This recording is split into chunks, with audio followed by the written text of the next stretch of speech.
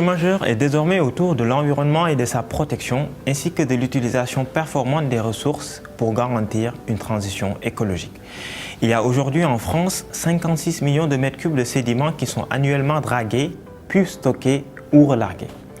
De multiples projets partenariaux mettent en œuvre tous les outils nécessaires à l'étude, la caractérisation, le traitement et la valorisation des sédiments.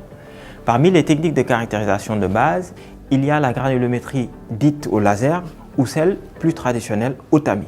On vous explique tout. Dans la démonstration suivante, la détermination de la granulométrie est effectuée avec un appareil laser de type LS13320. L'interface logicielle permet de contrôler les paramètres d'analyse. On vous parlera aussi des méthodes traditionnelles au tamis. Démonstration par caractérisation de sédiments. Le matériau est préparé dans son aspect humide ou sec selon les besoins. L'appareil est équipé d'un système laser et d'un système d'aspiration intégré. Dans la suite, nous vous parlerons d'une méthode plus traditionnelle utilisant les tamis. La distribution granulométrique joue un rôle majeur dans la capacité de fixation des contaminants par les sédiments ainsi que leur aptitude au traitement et à la valorisation. Il est particulièrement pertinent de l'utiliser lorsque les sédiments sont de diamètre inférieur à 2 mm.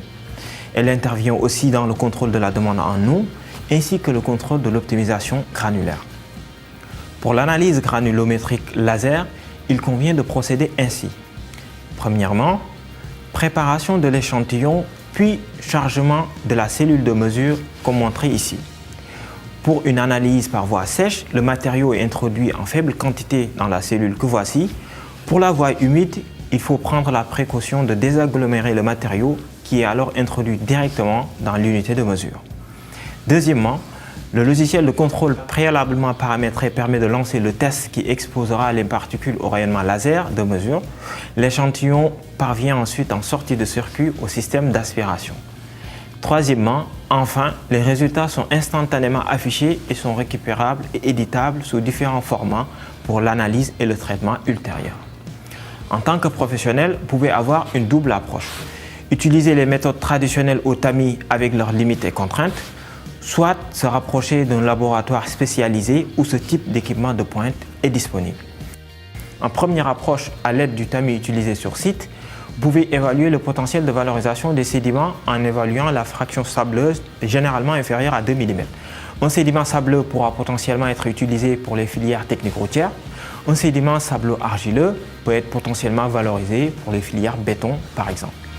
On possède aujourd'hui toute l'expertise technique et scientifique pour une réutilisation des sédiments dans les filières de la construction. Cette connaissance s'exerce à travers la maîtrise des outils, méthodes et techniques de caractérisation des sédiments.